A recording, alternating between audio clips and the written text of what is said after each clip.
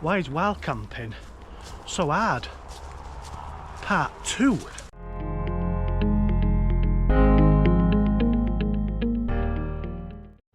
Now in part 1 I did speak about how to find wild camping spots. Ideally I should have done it other way around. I should have done this. I should have done this part first and then that part second, but we'll get into it. Now the first video did get some really good feedback. A lot of people seem to enjoy it, so that's why I'm doing a follow-up. Now the most common question asked about wild camping, is it legal? Well, in the UK it's different. Plain and simple answer, if you're going to camp in England, is no, it's not legal. It is not legal to wild camp. There is places down in Dartmoor that you can do it, and I believe landowners are trying to fight for that to be stopped. Now in Scotland, they've got the right to roam, so you can wild camp. There is restricted areas round, I think Loch Lomond, I believe, where you need permits. But in England, no, you cannot camp anywhere. I've done a couple of camps now, Yorkshire Dales, Lake District, down in Peak District, and probably everywhere I've camped it has been illegal. Now understanding these laws can be a little bit confusing to people that are just starting out wild camping, and I'll go through a couple of bits. I won't go too deep because I don't want to make this video too boring, but I'll skim across a couple of little bits that maybe you can research yourself. But as a starting point, speak about a couple of aspects. Now you don't want to be heading out to the hills and accidentally camping in someone's back garden. But like at Lake District, Peak District, there is areas that are tolerated, and what that means is you've got to be a certain distance away from the last fell wall. No fires. Now I know, and this is someone may be able to educate me in terms of fires, because it says you're not allowed fires, but I've seen people on YouTube having fires in woodland, creating a fire pit, so that side of stuff for me is a grey area. But if someone could educate me on that, that'd be fantastic. Drop a comment below. Don't cut down trees. Wait for Rodney to stop barking. Don't camp with barky dogs, they'll give your position away. Yeah, don't cut down trees. You know, if you're going to have a fire, pick up the wood from the floor. And then you've got leave no trace. Now people that wild camp and do YouTube videos, they'll try to put that forward quite a lot, and I know a lot of people do go on about it, leave no trace, but it's simple. Just take your shat with you and that's it, like you've never been there. It's as easy as that. Avoid popular areas, busy areas where you know that there's going to be a lot of people about, even if they're just hiking. Avoid all them areas. Try to find your own spot if you can, which it's ideal, which is a good idea to do like a recon first, to go out on an hike, find some spots where it looks like no one's camped, and just find your perfect spot.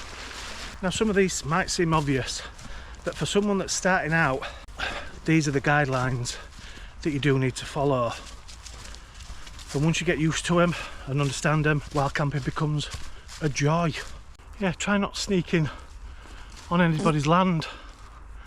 Now I know that people are lucky and they get permission from the landowner to camp on the property and have fires. Obviously leave no trace, and if you're lucky enough to get permission off a landowner and they allow you to wild camp, maybe do a bit of tidying up on the land for them. It's just a suggestion. I didn't sneak into anybody's land, by the way. There's a turnstile. Just in case you thought I did. I didn't. Now let's be honest, wild camping takes a lot of time. It takes a lot of planning. And if you are like me, got a full-time job, then you're not always going to be able to do it.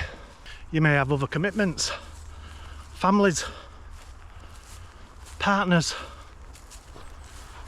For me, I work 5 days over 7, so I work weekends.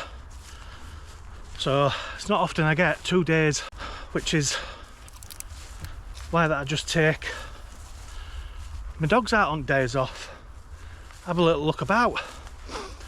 I won't ever come wild camping around here. There's an housing estate just a mile or so that way. If you've got young children, that can also be a, I won't say an obstacle, but a reason not to get out and wild camp. Although some people take the kids with them, and some children don't like it. But if you want to go wild camping with your family and they're not too sure, then I'd suggest going on a campsite first, see how they get on with living for a few days without all the mod cons. How much is it going to cost you? Well, I bought my camping gear over a space of 12 months to spread out the cost. I didn't go straight into the big expensive tents. Started off small. I have a Cloud Peak 2 and it's a fantastic tent, but you will need your basic camping essentials. A good half decent sleeping mat, a good sleeping bag to keep you warm and comfortable. Then you'll need a stove, something to cook in, food. If you're taking dogs, then you'll need to take their food, enough water for them to drink if there's no water sources nearby. So it's just planning. Like I said earlier, you need to plan. It takes a lot of time. You can't just pack a rucksack and head out into the hills. You need to know where you're going. You need to have some sort of knowledge of the hills. I said in part 1, don't think you can climb up Scafell, Elville and all the big boys up in Lake District and camp in a budget tent, especially this time of year. You're going to put your life at risk and anybody's life that come out to assist you if you need it. There is one thing that you could do, and that's borrow some equipment from a friend or someone that's into wild camping that's got some spare gear that you can borrow. Try that first. Try to borrow their gear, and if you enjoy it, then start buying your own gear. So with all the legal side of things, the costs, the planning, the financial investment, is it worth it? Is wild camping worth it to you? Wild camping gives you a connection to nature, to disconnect from day-to-day life, to recharge. Even if you've done a couple of miles hike before you set up, you still recharge. It also helps with stress. That's a big thing for a lot of people while they go wild camping. Rodney is covered in those bloody little sticky beads. It's going to take me about 3 hours to get them out.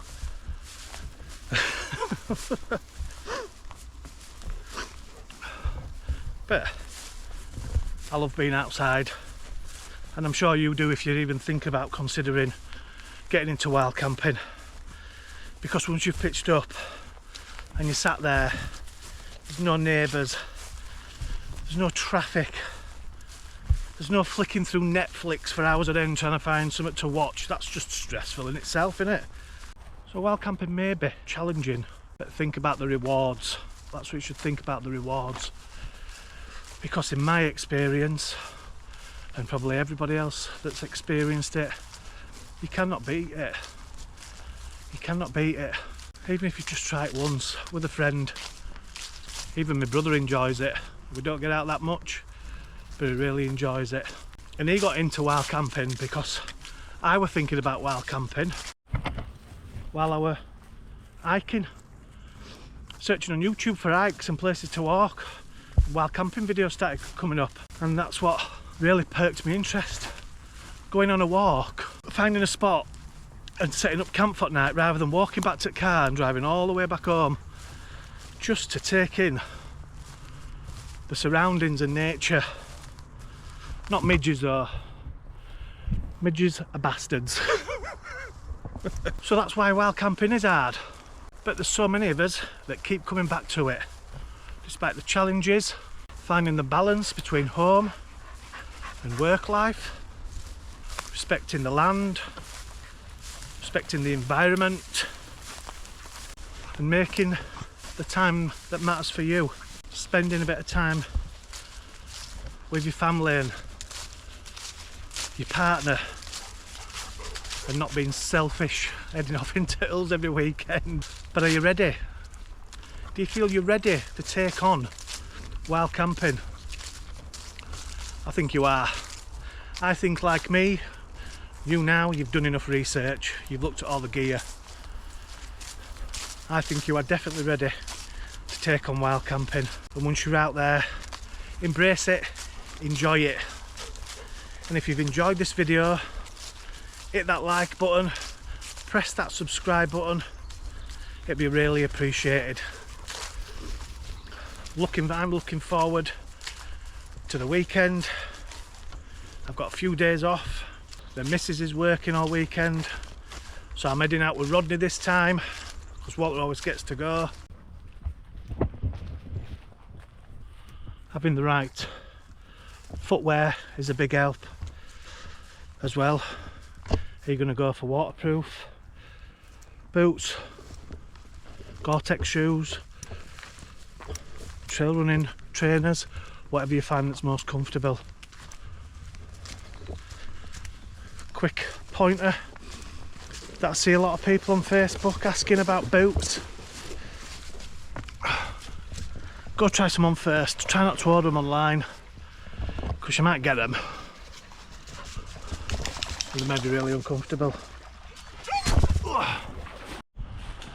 I will put a link in the description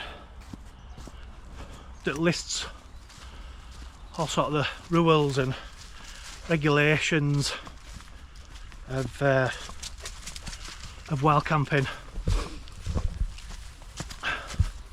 And if you have got any more thoughts or advice on wild camping for someone that's just starting out, drop a note, drop a comment below. On my last video that I did, Rodney, come on, Rodney, come on. Where's that dog gone? There he is. I forgot where they were now. On my last video, part 1, like I said, I got some good comments back on that video, so thank you for commenting on that. And anybody that has subscribed to me over the past couple of months, I really do appreciate it. When I see that I can't speak. When I see that subscriber number go up, even if it's just by 1, it feels great. It's like a little win. It's absolutely fantastic, so thank you for subscribing. I really do appreciate it. I really do. Oh, before you go, check this video out. I think you'll enjoy that one. Thanks for watching. See you at the next one.